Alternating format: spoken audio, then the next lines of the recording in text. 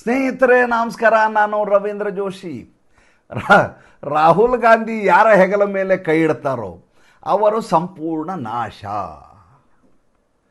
ಸ್ವಾಮಿ, ನಿನ್ನೆ ನಡೆದಂಥ ಬೆಳವಣಿಗೆಯನ್ನು ನೋಡಿದ ಮೇಲೆ ಈ ಮನುಷ್ಯ ಯಾವಾಗ ಯಾರಿಗೆ ಬೇಕಾದರೂ ಮೋಸ ಮಾಡಬಲ್ಲ, ಯಾರಿಗೆ ಬೇಕಾದರೂ ಬ್ಯಾಕ್ ಸ್ಟ್ಯಾಬ್ ಮಾಡಬಲ್ಲ ಅನ್ನೋದು ಮತ್ತೊಂದು ಸಲ ಸಾಬೀತಾಗಿ ಹೋಯಿತು. ಇದ್ದಕ್ಕಿದ್ದ ಹಾಗೆ ತಮಿಳುನಾಡಿಗೆ ನೀವು ಬೆಂಬಲವನ್ನು ಕೊಡಿ ಅಂತ ತಮಿಳುನಾಡಿನಲ್ಲಿರುವಂಥ 5 MLAಗಳಿಗೆ ಹೇಳಿಬಿಟ್ಟ, ಲೆಟರ್ ಕೊಡಿ ಅಂತ. ಕೊಡುವಾಗ ಷರತ್ತನ್ನು ಹಾಕಿದ, ಅದನ್ನು ಬೆಳಗಿನ ಸಂಚಿಕೆಯಲ್ಲಿ ನಿಮಗೆ ಹೇಳಿದ್ದೇನೆ. ಗೆದ್ದಿರೋದೇ 5ರಲ್ಲಿ ಇಬ್ಬರಿಗೆ ಸಚಿವ ಸ್ಥಾನ ಕೊಡಬೇಕು, ಈಕ್ವಲಿ ರೆಸ್ಪಾನ್ಸಿಬಿಲಿಟಿಯನ್ನು ಸರ್ಕಾರದಲ್ಲಿ ಕೊಡಬೇಕು, ಮುಂದೆ ಬರುವ ಚುನಾವಣೆಯಲ್ಲಿ ಜೊತೆಗೆ ಸೆಣಸಬೇಕು. ವಿಜಯ್ ಸ್ವತಂತ್ರವಾಗಿ ಸ್ಪರ್ಧಿಸೋ ಹಾಗಿಲ್ಲ, ಜೊತೆಗೆ ಸೆಣಸಬೇಕು, ಜೊತೆಗೆ ರಾಜ್ಯಸಭಾ ಸ್ಥಾನಮಾನ ಕೊಡಬೇಕು. ಗೆದ್ದಿರೋದು 5 ಸ್ಥಾನ. ಬ್ಯಾಕ್ ಸ್ಟ್ಯಾಬ್ ಮಾಡಿದ್ದಾರೆ ಅಂತ ಹೇಳ್ತಾರೆ MK ಸ್ಟಾಲಿನ್ಗೆ, DMKಗೆ. ಬ್ಯಾಕ್ ಸ್ಟ್ಯಾಬ್ ಅಲ್ಲ, ಎದುರುಗಡೆಯಿಂದ ಚಾಕು ಹಾಕಿರೋದಿದ್ದು. ಇದು ಯಾರಿಗೂ ಅರ್ಥನೇ ಆಗ್ತಾ ಇಲ್ಲ. ಈತನ ಇತಿಹಾಸವನ್ನು ನೋಡಿದರೆ ಇಲ್ಲಿವರೆಗೂ ರಾಹುಲ್ ಗಾಂಧಿ ಯಾರಿಗೂ ಕೂಡ ವಿಶ್ವಾಸ ಪಾತ್ರನಾಗಿ ಉಳಿದಂಥ ದಾಖಲೆಗಳೇ ಇಲ್ಲ. ಭಾಳ ದೂರ ಹೋಗಬೇಕಾಗಿಲ್ಲ. ನೀವು ಈ 1 ವರ್ಷದ 2 ವರ್ಷದ ಅಂತರದಲ್ಲಿ ನಡೆದ ವಿದ್ಯಮಾನಗಳನ್ನು ನೋಡಿದರೆ ನಿಮಗೆ ಸ್ಪಷ್ಟವಾಗಿ ಎಲ್ಲವೂ ಗೊತ್ತಾಗಿ ಹೋಗುತ್ತೆ. ಮೊನ್ನೆ ತಾನೇ ಬಿಹಾರದ ಚುನಾವಣೆ ಆಯಿತು ಸ್ವಾಮಿ. ಮೊನ್ನೆ ಬಿಹಾರದ ಚುನಾವಣೆ ಆದ ಸಂದರ್ಭದಲ್ಲಿ ತೇಜಸ್ವಿ ಯಾದವ್ಗಿಂತ ಮುಂಚೆ ಪಾದಯಾತ್ರೆ ಮಾಡಿದ ವ್ಯಕ್ತಿ ಇದೇ ರಾಹುಲ್ ಗಾಂಧಿ. 15 ದಿನಗಳ ಕಾಲ ವೋಟ್ ಚೋರಿ, ಗದ್ದಿ ಚೋರಿ ಅಂತ ಇಡೀ ಬಿಹಾರದಲ್ಲಿ ಓಡಾಡಿದರು. ಕಂಗೆಟ್ಟು ಹೋದಂಥ, ಚಡಪಡಿಸಿ ಹೋದಂಥ ತೇಜಸ್ವಿ ಯಾದವ್ ರಾಹುಲ್ ಗಾಂಧಿಯ ಓಟವನ್ನು ನೋಡಿ ತಾನೂ ಬಂದು ಪಕ್ಕದಲ್ಲಿ ಕೂತ್ಕೊಂಡ, ಹೊಟ್ಟೆ ಬಿಟ್ಕೊಂಡು.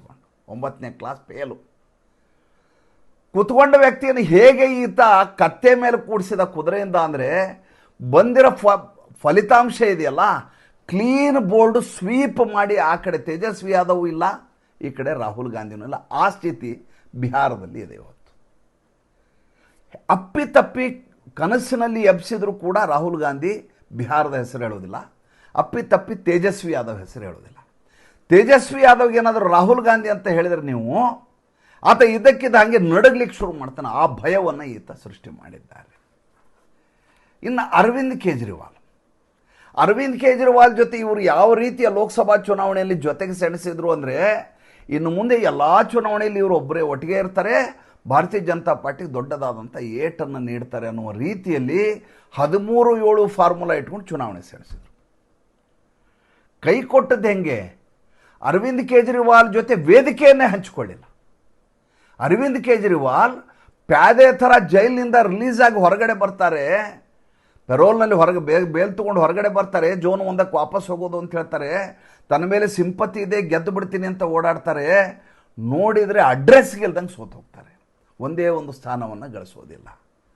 ಅರವಿಂದ್ ಕೇಜ್ರಿವಾಲ್ಗೆ ರಾಹುಲ್ ಗಾಂಧಿ ಕೊಟ್ಟ ಏಟಿದೆಯಲ್ಲ, ಅರವಿಂದ್ ಕೇಜ್ರಿವಾಲ್ ಇಡೀ ಜೀವನದಲ್ಲಿ ಅದನ್ನು ಮರಲಿಕ್ಕೆ ಸಾಧ್ಯ ಇಲ್ಲ. ಏಕೆಂದರೆ ಕಾಂಗ್ರೆಸ್ಗೆ ಇದೇ ರೀತಿಯಾದಂಥ ಬ್ಯಾಕ್ ಸ್ಟ್ಯಾಬಿಂಗನ್ನು ಇದೇ ಅರವಿಂದ್ ಕೇಜ್ರಿವಾಲ್ ಮುಂಚೆ ಮಾಡಿದ್ದ. ಶೀಲಾ ದೀಕ್ಷಿತ್ ಅವ್ರನ್ನ 24 ಗಂಟೆಗಳಲ್ಲಿ ಜೈಲಿಗೆ ಹಾಕಿಸ್ತೀನಿ, ಅವ್ರ ಮನೆಯಲ್ಲಿ 8 AC ಗಳಿದ್ದಾವೆ, ನೋಡಿ ನನ್ನ ಕೈಲಿ 1800 ಪುಟದ ವರದಿ ಇದೆ ಅಂತೆಲ್ಲ ಕತೆ ಹೇಳಿದಂಥ ಮನುಷ್ಯ. ಯಾವ ರೀತಿ ಆಮ್ ಆದ್ಮಿ ಟೋಪಿಯನ್ನು ಈತ ರಾಹುಲ್ ಗಾಂಧಿಯಿಂದ ಹಾಕಿಸ್ಕೊಂಡ ಅಂದರೆ, ಇಲ್ಲಿಯವರೆಗೂ ಕೂಡ ಆತನಿಗೆ ಉಸಿರೆತ್ತಲಿಕ್ಕಾಗಲಾರದ ಹಾಗೆ ಹೊಡೆದು ಬಿಸಾಕಿದರು. ಇಲ್ಲಿಗೆ ಈತನ ಕತೆ ಮುಗಿಯೋದಿಲ್ಲ. ಒಂದು DMK, ಒಂದು MK ಸ್ಟಾಲಿನ್ನು, ಒಂದು ಅರವಿಂದ್ ಕೇಜ್ರಿವಾಲು, ಹೀಗೆ ಅಲ್ಲಿ ಉದ್ಧವ್ ಠಾಕ್ರೆ ಹತ್ರ ಬಂದು ಮಹಾರಾಷ್ಟ್ರದಲ್ಲಿ ಉದ್ಧವ್ ಠಾಕ್ರೆಗೆ ಅತಿ ದೊಡ್ಡದಾದಂಥ ಶಕ್ತಿ ಏನಂದ್ರೆ ಕಾಂಗ್ರೆಸ್ ನನ್ನ ಜೊತೆ ಇದೆ. ಒಂದು ವೇಳೆ ಶರದ್ ಪವಾರ್ ನನ್ನ ಕೈ ಬಿಟ್ಬಿಡ್ಬೋದು, ನಾನು ದುರ್ಬಲ ವ್ಯಕ್ತಿ ಅಂತ ಅವ್ರು ಹೇಳಿದ್ದಾರೆ. ಕಾಂಗ್ರೆಸ್ ನನ್ನ ಕೈ ಬಿಡೋದಿಲ್ಲ. ಕಾಂಗ್ರೆಸ್ಸು ನನ್ನ ಜೊತೆ ಇದ್ದರೆ ಮುಸಲ್ಮಾನರ ಓಟು ನನಗೆ ಗ್ಯಾರಂಟಿ. ಹೇಗಿದ್ದರೂ ಹಿಂದೂಗಳು ನನ್ನ ಜೊತೆ ಒಂದಷ್ಟು ಜನ ಇದ್ದೇ ಇರ್ತಾರೆ, ಯಾಕಂದ್ರೆ ನಮ್ಮ ಅಪ್ಪನ ಹೆಸರಿದೆ ಬಾಳ್ ಠಾಕ್ರೆ ಅಂತೇಳಿ. ಅರ್ಧ ಜನ ಹಿಂದೂಗಳು ನನಗೆ ಮತ ಹಾಕ್ತಾರೆ, ಮುಸಲ್ಮಾನರ ಮತಗಳು, ದಲಿತರ ಮತಗಳು ಕಾಂಗ್ರೆಸ್ನಿಂದ ಬರ್ತವೆ. ಮಹಾವಿಕಾಸ್ ಅಘಾಡಿ ಸರ್ಕಾರ ಬೇರೆ ಮಾಡಿದ್ದೀವಿ. ವಿಧಾನಸಭಾ ಚುನಾವಣೆ ಹೋಗುವ 1 ತಿಂಗಳ ಮುಂಚೆ ಶುರುವಾಗತ್ತೆ ಸ್ವಾಮಿ ಆಟ ರಾಹುಲ್ ಗಾಂಧಿದು. ನಾವು ಸ್ವತಂತ್ರವಾಗಿ ಸ್ಪರ್ಧಿಸ್ತೇವೆ ಮಹಾರಾಷ್ಟ್ರದಲ್ಲಿ ಅಂತ ಫಸ್ಟ್ ಸ್ಟೇಟ್ಮೆಂಟ್.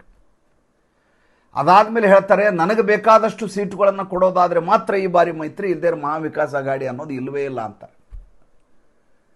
ಸ್ಥಿತಿ ಹೇಗೆ ಬರುತ್ತೆ ಅಂದರೆ, ಉದ್ಧವ್ ಠಾಕ್ರೆಗೆ ತಾನು ತನ್ನ ಪಟ್ಟಿಯನ್ನು ಅನೌನ್ಸ್ ಮಾಡಲಿಕ್ಕೆ ಆಗ್ತಾ ಇಲ್ಲ, ಈ ಕಡೆ ಏಕನಾಥ್ ಶಿಂದೆಯಿಂದ ಹಿಡಿದು ಅಜಿತ್ ಪವಾರಿಂದ ಹಿಡಿದು ಭಾರತೀಯ ಜನತಾ ಪಾರ್ಟಿವರೆಗೂ ಎಲ್ಲರೂ ತಮ್ಮ ತಮ್ಮ ಸೀಟ್ಗಳನ್ನ ಅನೌನ್ಸ್ ಮಾಡಿದ್ದಾರೆ. ತಾನು ಮಾತ್ರ ಉಮೇದುವಾರರ ಪಟ್ಟಿಯನ್ನು ಬಿಡುಗಡೆ ಮಾಡಲಿಕ್ಕೆ ಸಾಧ್ಯ ಆಗಲಿಲ್ಲ. ಅಂಥ ಸ್ಥಿತಿಗೆ ಉದ್ಧವ್ ಠಾಕ್ರೆಯನ್ನು ಕರ್ಕೊಂಡು ಹೋದಂಥ ಮನುಷ್ಯ ಬೇರೆ ಯಾರೂ ಅಲ್ಲ, ರಾಹುಲ್ ಗಾಂಧಿ. ರಾಹುಲ್ ಗಾಂಧಿಯ ಪಟ್ಟಿಯನ್ನು ನೀವು ಮಾಡ್ತಾ ಹೋದರೆ ಅಖಿಲೇಶ್ ಯಾದವ್ ಕೂಡ ಅದರಲ್ಲಿ ತಪ್ಪಿಸ್ಕೊಳ್ಳಿಕ್ಕೆ ಸಾಧ್ಯ ಇಲ್ಲ. ಕಳೆದ ಬಾರಿ ಲೋಕಸಭಾ ಚುನಾವಣೆ ಸಂದರ್ಭದಲ್ಲಿ ಯಾವ ಕಾರಣಕ್ಕೂ ರಾಹುಲ್ ಗಾಂಧಿಗೆ ಟಿಕೆಟನ್ನು ಕೊಡಬಾರದು ಅಂತ ಹರಸಾಹಸ ಮಾಡಿ ತೀರ್ಮಾನ ಮಾಡಿದರು ಅಖಿಲೇಶ್ ಯಾದವ್. ರಾಹುಲ್ ಗಾಂಧಿ ಫೋನ್ ಮಾಡ್ತಾರೆ, ಅಖಿಲೇಶ್ ಯಾದವ್ ಫೋನ್ ತಗೋತಾ ಇಲ್ಲ. ಆತನಿಗೆ ಖಚಿತವಾಗಿ ಗೊತ್ತಿತ್ತು ಈ ಬಾರಿ ನಾನೇ ಗೆಲ್ತೀನಿ ಅಂತ ಭ್ರಮೆ. ಯೋಗಿ ಆದಿತ್ಯನಾಥ್ ವಿರುದ್ಧ ಆಡಳಿತ ವಿರೋಧಿ ಅಲೆ ಇದೆ ಅಂತ ಆತನ ಚೇಲ ಚಪಾಟಿಗಳು ಹೇಳಿದರು. ಹೀಗಾಗಿ ನಾನು ಬೇರೆಯವ್ರಿಗೆ ಯಾಕೆ ಸೀಟ್ ಬಿಟ್ಟು ಕೊಡಬೇಕು. ಮಾಯಾವತಿಯವರು ಅಷ್ಟೊತ್ತಿಗೆ ಬಸವಳಿದು ಹೋಗಿದ್ದರು. ಅವರ ಬಂಗ್ಲೆಯಿಂದ ಹೊರಗಡೆನೇ ಬರ್ತಿರಲಿಲ್ಲ ಲಖನೌನಲ್ಲಿ. ಅವರು ನನ್ನ ಅನಾರೋಗ್ಯ ಕಾರಣದಿಂದ ಈ ಬಾರಿ ನಾನು ಸೆಣಿಸ್ತಾ ಇಲ್ಲ ಹೇಳಿಕೆಯನ್ನು ಕೊಟ್ಟಾಗ ಹೋಗಿತ್ತು. ಅವರ ಅಳಿಯ ಒಂದೆರಡು ಎಡವಟ್ಟುಗಳನ್ನ ಮಾಡ್ಕೊಂಡಿದ್ದರೆ ಆತನ ಸ್ಥಾನಮಾನವನ್ನು ಕಿತ್ಕೊಳ್ಳಲಾಗಿತ್ತು ಆಕಾಶ್ ಆನಂದ್.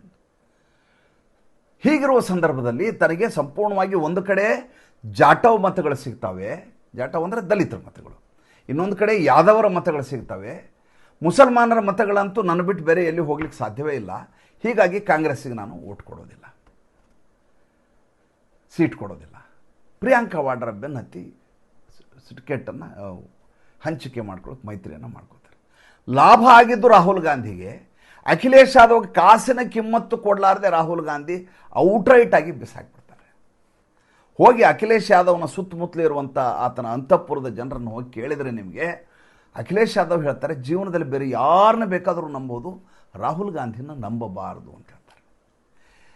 ಯಾಕೆ ಇಷ್ಟೆಲ್ಲ ಪ್ರಸ್ತಾಪ ಮಾಡಿದೆ ಅಂದರೆ, ಇದ್ದಕ್ಕಿದ್ದ ಹಾಗೆ ರಾಹುಲ್ ಗಾಂಧಿ ಮಮತಾ ಬೇಗಂ ಅವರ ಪರವಾಗಿ ಮಾತಾಡಲಿಕ್ಕೆ ಶುರು ಮಾಡಿಬಿಟ್ಟಿದ್ದಾರೆ.